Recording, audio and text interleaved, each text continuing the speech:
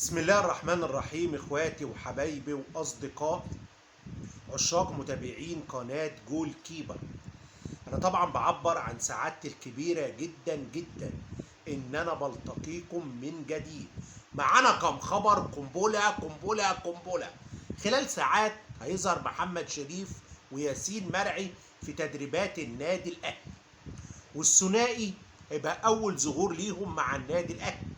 في صفقات ابرمها النادي الاهلي في الصيف ظهرت مع الفريق وشاركت ولعبت، زي زيزو، محمد علي بن رمضان، بيكهام، لعيبه لعبت وشاركت. لكن ياسين وشريف هيبقى اول ظهور ليهم باذن الله تعالى.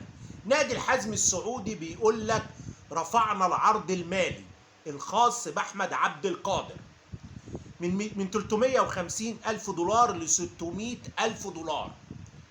ومسؤولي نادي الحزم بيقولوا احنا في انتظار قرار النادي الاهلي. ممكن الاهلي يوافق ويرحب برحيل عبد القادر ويبيعه بال 700 ألف دولار، او يسعى انه يرفع القيمة المالية شوية للصفقة.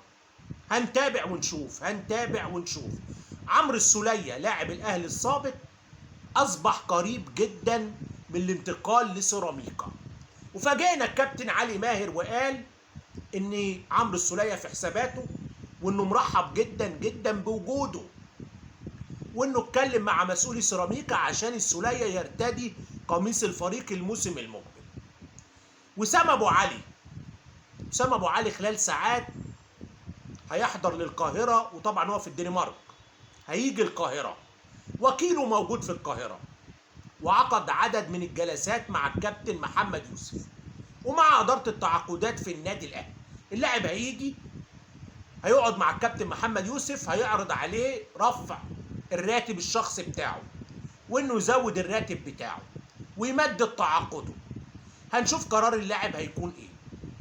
رحب خير وبركه، ما رحبش عقده لسه ممتد في اكتر من موسم، ينزل تدريباته ويكمل مع الفريق. مسألة بيعه الاهلي مش هيفرط في اللاعب باقل من 10 ملايين دولار، واحنا اتكلمنا طبعا في الموضوع ده اكتر من مره. ديانج الراجل موجود، عدل عقده، دنيته زي الفل، دنيته تمام التمام، هيكون ان شاء الله موجود في تدريبات النادي الاهلي. وديانج طبعا مكمل مع النادي الاهلي، وزي ما قلنا الاهلي بيسعى لتسويق اجانب عشان يفتح اماكن للاجانب، والاثنين اللي الاهلي بيسعى لتسويقهم اشرف داري وجراد اشار. ديانج ملوش دعوه خالص بالموضوع ده، ديانج الراجل مكمل في صفوف النادي الاهلي. الكاف والصفحه الرسميه للكاف بتتكلم عن دوري ابطال افريقيا النسخه المقبله. طبعا وضعت الاهلي من منافسين الاقوياء للفوز باللقب، وحطت صفقات الاهلي الجديده، بس حطت معاهم امام يعتبروا صفقه جديده. حطوا زيزو، تريزيجيه، محمد علي بن رمضان، وقالوا ان دول ثلاثي ناري، ثلاثي رهيب، ثلاثي اصحاب خبرات كبيره جدا في القاره السمراء. طبعا تريزيجيه خبرات كبيره مع منتخب مصر، محمد علي بن رمضان خبرات مع الترجي، خبرات مع منتخب تونس، زيزو خبرات مع الزمالك، مع منتخب مصر خبرات جباره. فقالوا ان الثلاثه دول تقل جامد جدا للاهلي، وان الاهلي في دوري ابطال افريقيا هيكون الرقم الصعب، ويبقى فيه منافسات شرسه جدا بين مازيمبي، بين صن داونز، بين الترجي، هتبقى منافسات شرسه. بيراميدز، كايزر تشيفز، كاتبين الفرق اللي هي هتنافس بقوه واللي دايما موجوده في المربع الذهبي ودايما موجوده على منصه التتويج. طبعا هتكون بطوله غير. الكاف بيقول لك دوري ابطال افريقيا النسخه الجايه نسخه غير. ناس كتير استعدت، ناس كتير جهزت نفسها، ناس كتير عملت صفقات. ما نقدرش ننكر قوه صن داونز. طبعا اتفرجنا على صن داونز في مونديال الانديه، بقت فرقه صعبه جدا، نتكلم بامانه ووضوح، بقت فرقه عافيه قوي، عافيه. ان شاء الله النادي الاهلي يفوز باللقب ويسعد جماهيره باذن الله تعالى. هنضرب نار واللي يحبنا يضرب نار.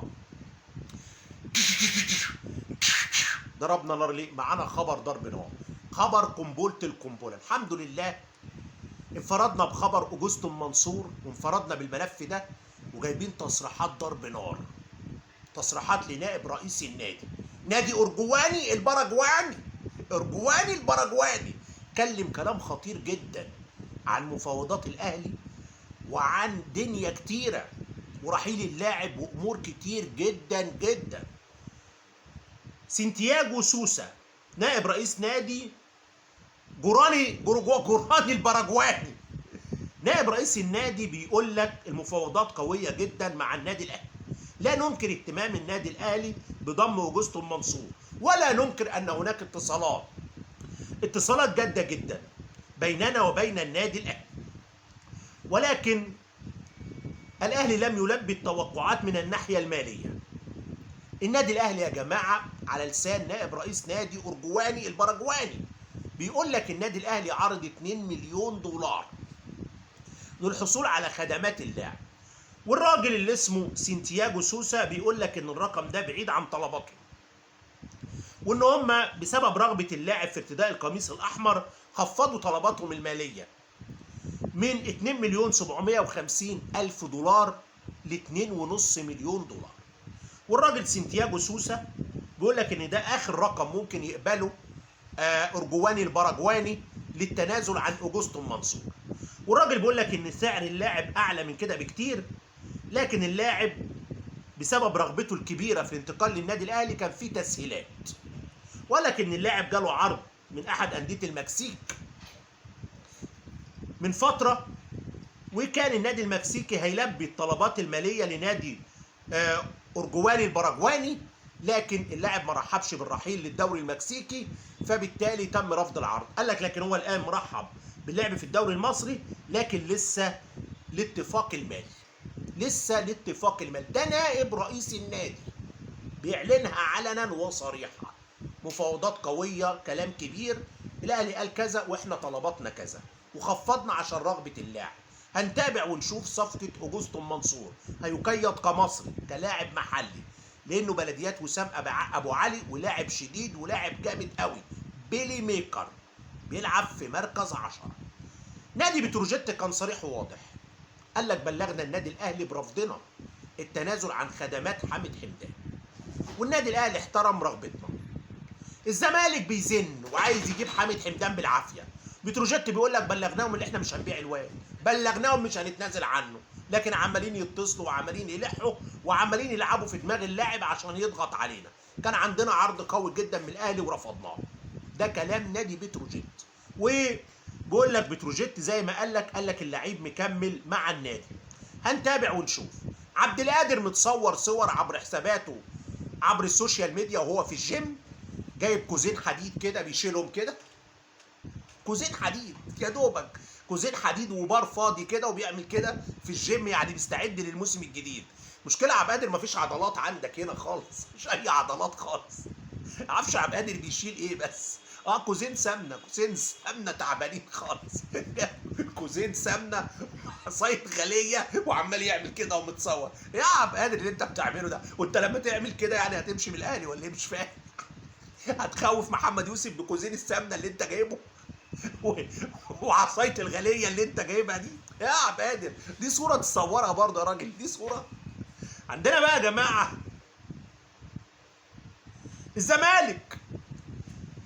الزمالك بيقول لك انا ما بفوتش. الزمالك بينفي تماما التفاوض مع عبد الرحمن مجدي لاعب بيراميدز، والظاهر ان في خلاف حصل بين بيراميدز والزمالك بسبب اللاعب ده. اساسا الزمالك كان بيفاوض عبد الرحمن مجدي، ففي الغالب بيراميدز عرف شد ودان الزمالك، عمل ازمه معاهم، راح طلعوا الزمالك قال لك احنا ما بنفاوضوش ومالناش علاقه بيه وبنحترم تعاقد اللاعب مع بيراميدز. من الواضح كده ان في ازمه حصلت بين عمرو بسيوني مدير التعاقدات في بيراميدز وبين اداره الزمالك، لان لوحدهم الزمالك كده طلعوا قال لك ما بنفوتش عبد الرحمن مجدي. يبقى تفهم على طول ان كان في مشكله، ان هم حاولوا يتواصلوا مع الواد من ورا النادي، يعملوا جلسه مع الواد يكلموا الواد. فالمهم الزمالك طلع وقال لك انا ما بفوتش عبد الرحمن مجدي وبحترم عبد الرحمن مجدي وبحترم نادي بيراميدز وماليش علاقه باللاعب. يبقى تفهم على طول ان كان في ازمه. اتحاد الكوره قال لك الزمالك ما علوش مديونيات والزمالك كده مفتوح، ما اقدرش اقفل له القيد ليه؟ طب الزمالك عليه 12 مليون لبيراميدز، اتحاد الكوره قال لك بيراميدز ما اشتكاش، ما قدمش اي شكوى ضد الزمالك. طب في شكاوى ضد الزمالك، شكوى بس من زيزو ما تمش البت فيها ولم يخرج بشأنها حكم نهائي، فاذا قيد الزمالك مفتوح. طب الزمالك كان عليه 30 مليون مديونيات قيد وفلوس وبتاع، قال لك الزمالك سددهم، جدولهم 10 في 10 في 10 وسدد كل الفلوس اللي عليه. كان خرج كلام ان قيد الزمالك مقفول بقرار من اتحاد الكره، لكن اتحاد الكره نفى ووضح الصوره وقال لك الزمالك من حقه يأيد اي لاعب يتعاقد معاه حتى وقتنا هذا. ليه؟ لان في شكاوى جامده قوي جايه في الطريق، دي جايه من الفيفا عند انفنتينو. فرجاني ساسي 700,000 يورو بيقعد يبوس في الفالنه كده ويبوس فيها ويتمرمغ في فالنه الزمالك، والزمالك قال له بس جدول الفلوس، قال لهم لا انا ممكن اتمرمغ في الفالنه لكن اجدول لا، ايه رايكم اتمرمغ لكم شويه، اتمرمغ لكم حبه في الفالنه؟ ورفض خالص يجدول ال 700,000 يورو وعايزهم دفعه واحده لا اما يوقف لهم القيد. والواد ابراهيم نضاي، الواد ابراهيم نضاي ما شاء الله نطق كورتين في الملعب هياخد مليون و800 الف دولار، مليون كورتين بس نطقهم، ربنا كرمه يعني، عدى الفلنكات زي الواد تشيمبونجو ما شاء الله. 9 شقق دلوقتي في جسر السويس فاتحهم كلهم على بعض، وقاعد يتفرج على الخط المترو الثالث رايح جاي قدامه ومسقسق رجليه في ميه ساقعه و100 فل و10. تشيمبونجو ده لو قعد يلعب طول عمره طول عمره مش هيعمل 2 مليون و400 الف دولار اللي خدهم من الزمالك. قعد يلعب طول عمره مش هيعمل الفلوس اللي خدها من الزمالك. ارزاق يا باشا، ارزاق ارزاق. مصطفى شلبي بتوع البنك كلموا شلبي قالوا له عيب يا شلبي، تعالى يا شلبي هنزود لك الفلوس عشان تمضي يا شلبي تعالى. لسه مستنيين جلسه تاني لشلبي. شلبي زي ما قلنا عايز يضرب في العالي، شلبي عايز 20 مليون في الموسم، يعني البنك ممكن يديله 17 16 ويحصلوا على توقيعه ويسيب الزمالك ويروح للبنك، بس في جلسه خلال ساعات مع شلبي ليقنعه بالتوقيع. حضراتكم عارفين الازمه اللي حصلت بين نادي مودرن سبورت وجنش، ومودرن سبورت طلع بيان ضد جنش، وجنش قال لك خصموا مني 75% من عقدي. المهم جنش طلع بيان جديد وبيقول لك ايه؟ ان هو كلف الاستاذ اشرف عبد العزيز باتخاذ الاجراءات القانونيه ضد نادي مودرن سبورت بسبب ازمه مستحقات. وجنش بيقول لك كان من المقرر ظهوري في حلقه مع الكابتن احمد حسن على احدى القنوات الفضائيه، وبعد ما اتفقت على الحلقه واتعمل البرومو بتاع الحلقه اتفاجئت بالغائها بشكل مفاجئ بدون اي مبرر. وقال لك التزمت الصمت طويلا وفضلت احترام النادي، لكن ما حدث الان من محاولات لمنعي من ايصال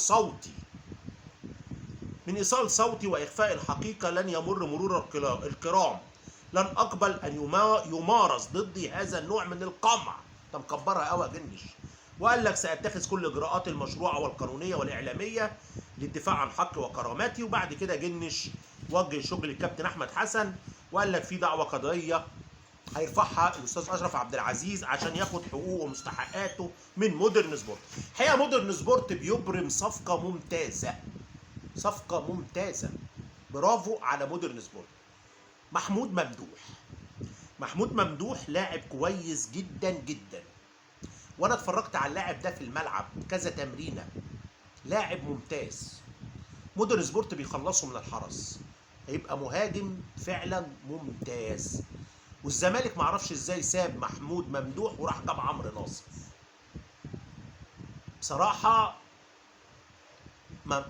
محمود ممدوح اقوى من عمرو ناصر بكتير، مع احترامي ليه اقوى منه بكتير. محمود ممدوح مهاجم ممتاز، صفقه ممتازه لمودرن سبورت لو كملت. مودرن سبورت بيقول لك جددنا عقد علي الفيل، وعلي الفيل طبعا المدافع الاساسي للفريق والراجل مكمل معانا. انبي بيقول لك دفعنا فلوس فيريرا وهنفتح القيد وهنضم افارقه، وحاطين عنا على عيلين افارقه جامدين فراوده هنضمهم خلال ايام.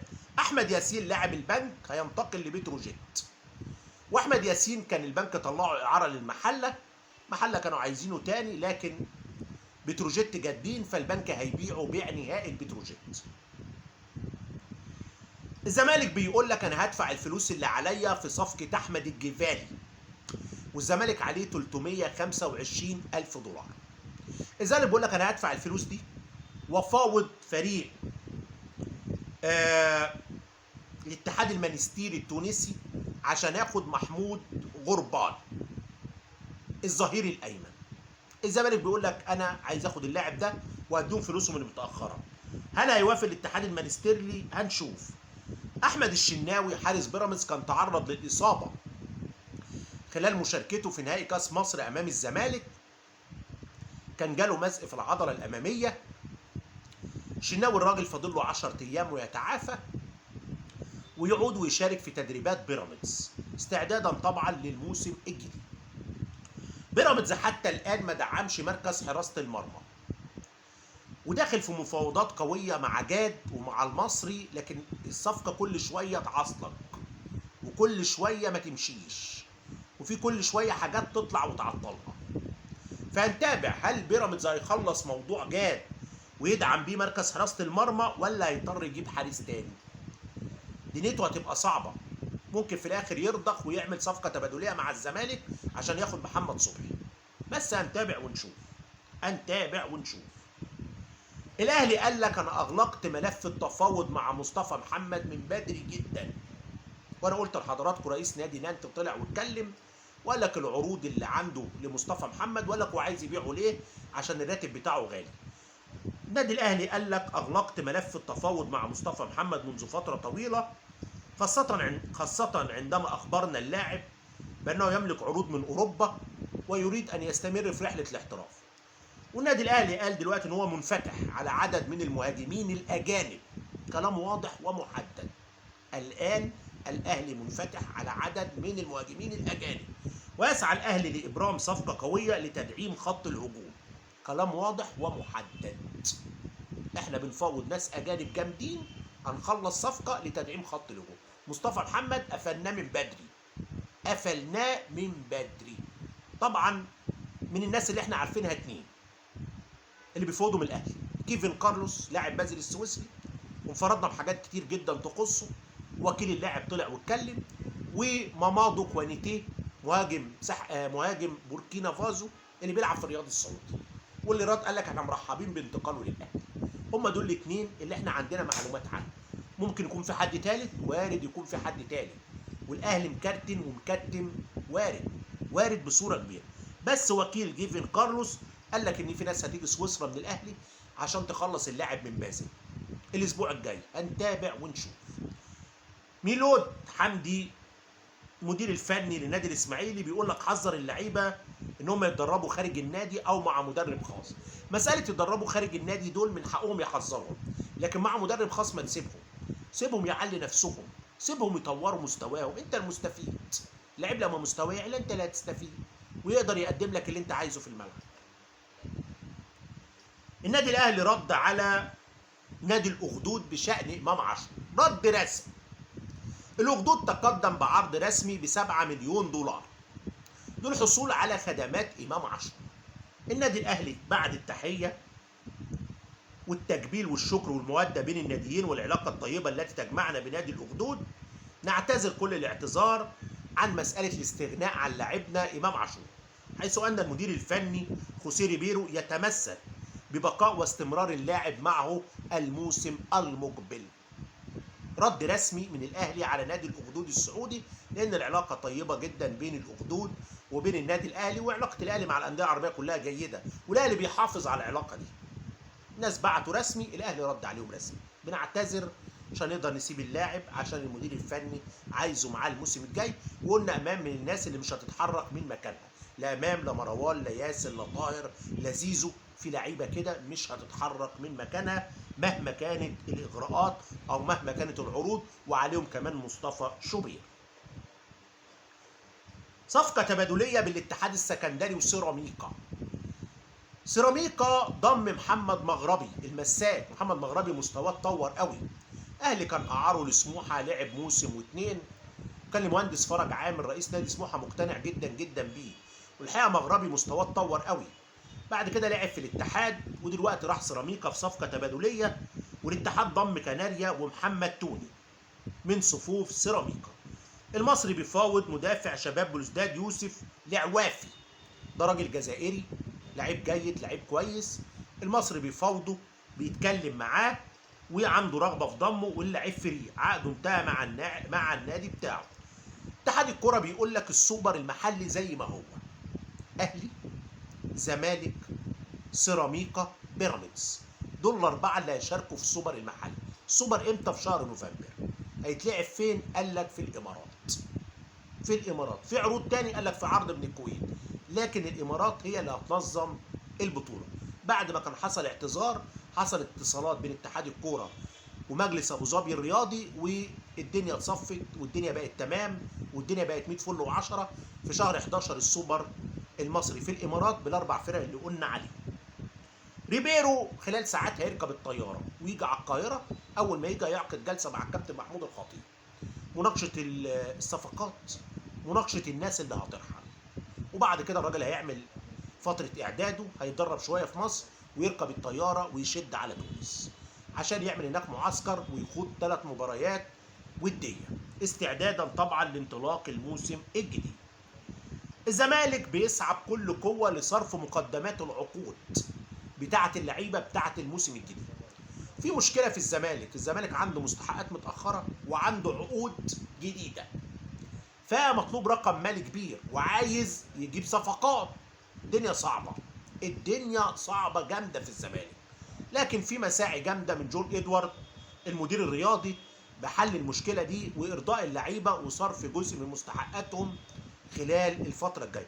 اشرف بن شرقي نجم النادي الاهلي وصل القاهره، كان في رحله في اوروبا، نهى رحلته، كان واخد راحه، عاد للقاهره، بيتدرب دلوقتي تدريبات منفرده عشان طبعا استعدادا لانطلاق الموسم الجديد.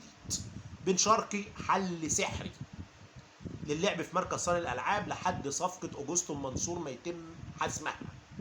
بن شرقي لعيب حريف سريع، عنده اللمحه، عنده نظره كويسه في الملعب، هيفيد خوسيه ريبيرو في اكتر من مركز، هيفيده في اكتر من مركز وهيكون جوكر معاه. كريم فؤاد باذن الله تعالى اول الاهلي ما ينزل فتره الاعداد وينزل التدريبات، كريم فؤاد نازل ما شاء الله تعافى جاهز 100 فل و10. كريم فؤاد حل كبير في ايد خوسيه ريبيرو ولعيب جوكر. خلال ساعات قليله الاهلي هيعلن عن ضم شكري واحمد هاني ثنائي سيراميكا، وقلنا الثلاثه اللي هيروحوا سيراميكا كريم نيدفيد، مصطفى مخلوف، الدبيس. استاذنكم شيروا اللايف. اخواتي وحبايبي واصدقائي بشكركم جدا جدا. كان معكم الناقد الرياضي علاء حماد.